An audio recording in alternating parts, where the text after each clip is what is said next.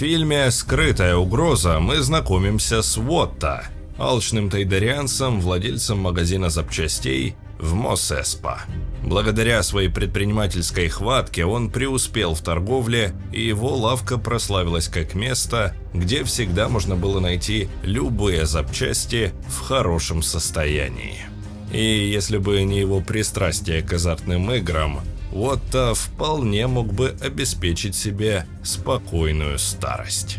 Помимо магазина, в его собственности также были рабы – Шми и Энакин Скайуокеры.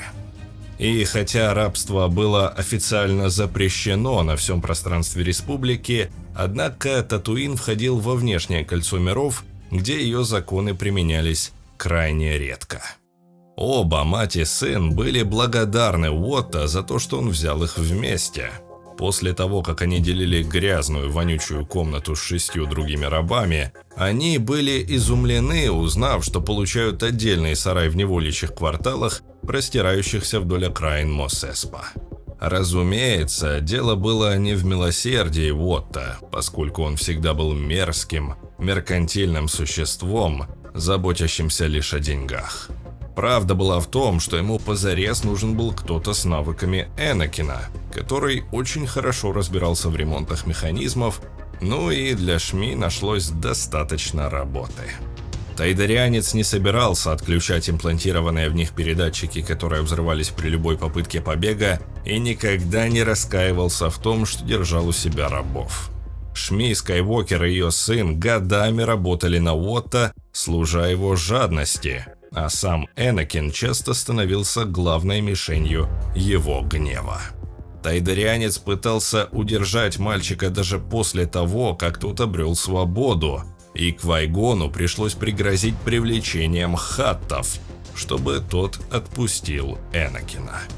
Когда фермер Клиг Ларс предложил выкупить Шми за сумму, значительно превышающую стоимость рабыни, Уотто отказался ее продавать, но в итоге все же уступил.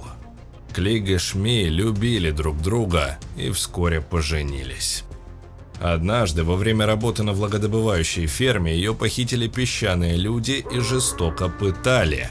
Энакин почувствовал эту боль и отправился на Татуин вместе с Падме. Первым делом он посетил лавку своего бывшего хозяина Уотто. Тайдерианец узнал сильно повзрослевшего Энакина и сообщил ему, что продал Шми уже много лет назад. Молодой Скайуокер решил в тот раз не причинять Уотто никакого вреда и ушел на поиски своей матери, которую вскоре обнаружил в таскинской хижине уже на последнем издыхании. Тогда Энакин впервые в жизни впал в темную ярость, вырезав в деревне не только мужчин, но и всех женщин и детей.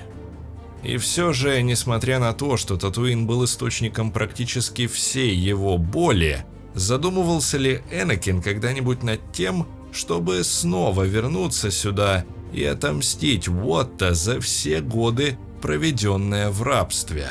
Может и так.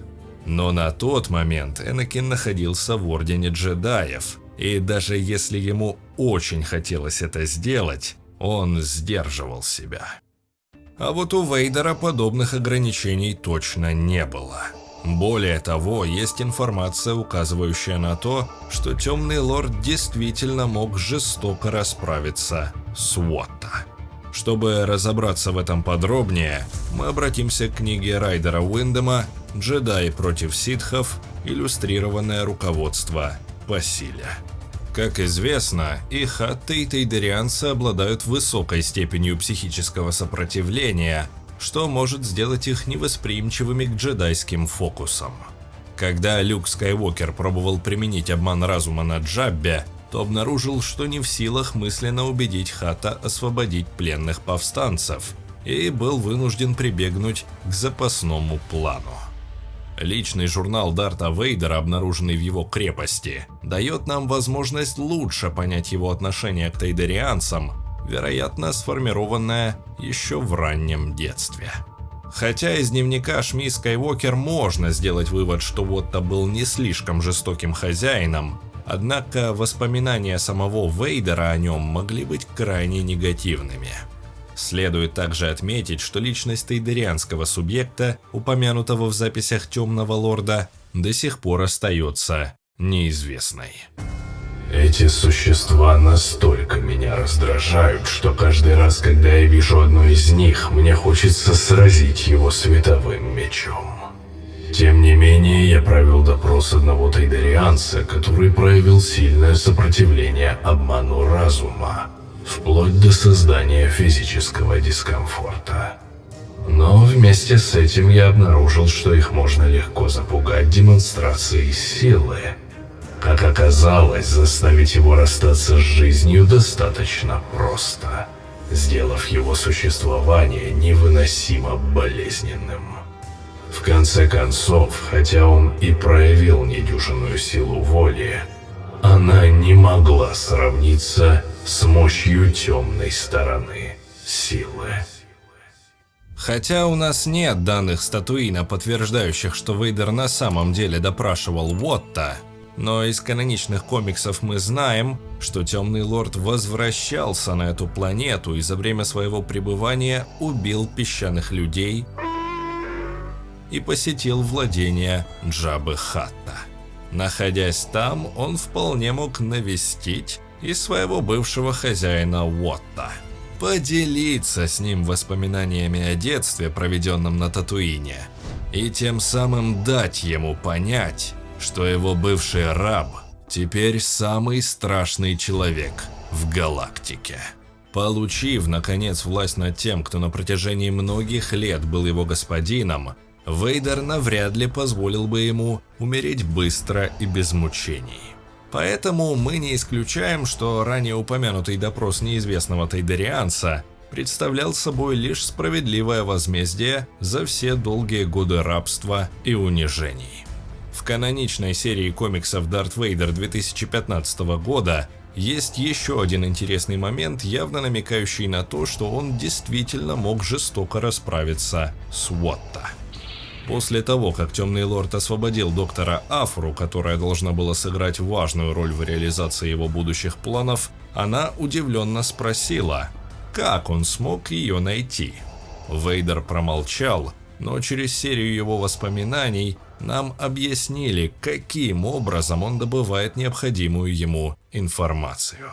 Сначала нам показали кантину и то, как Темный Лорд брутально разобрался с барменом, силой ударив его об стену, а затем перебил всех посетителей внутри, которые отказались предоставить ему нужные сведения.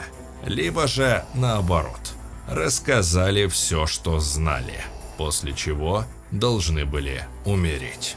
Далее идет следующий кадр с пейзажем, напоминающим облачный город. Мы видим, как Вейдер толкает в пропасть дроида, похожего на IG-88. Должно быть, таким способом Темный Лорд решил избавиться от очередного ненужного свидетеля. И, наконец, приходит последнее воспоминание с мертвым существом, очень похожим на Уотта. Тейдерианец лежит с открытыми глазами и ртом и выглядит так, будто его только что задушили. Возможно, это произошло во время того самого допроса. Хотя нам прямо не сказали, что это был именно Уотта, однако создатели этой серии комиксов достаточно внимательны к деталям и вряд ли поместили бы сюда случайного персонажа, который бы выглядел как Уотта и был одет как Уотта. Скорее всего, авторы намеренно оставили это на усмотрение фанатов. Как мы уже говорили ранее, этот каноничный комикс вышел еще в 2015 году, и с тех пор мы больше не видели никаких упоминаний о судьбе Уотта в имперский период. Так что эта единственная сцена действительно может означать трагический, но вполне предсказуемый финал его жизненного пути. Понравилась история? Тогда поддержите нас, просто нажав кнопку «Палец вверх». Это действительно помогает каналу расти. Ну и, конечно же, подписывайтесь на канал, оставляйте нам свои комментарии. Мы их с удовольствием читаем. Спасибо вам за просмотр, увидимся в следующем видео.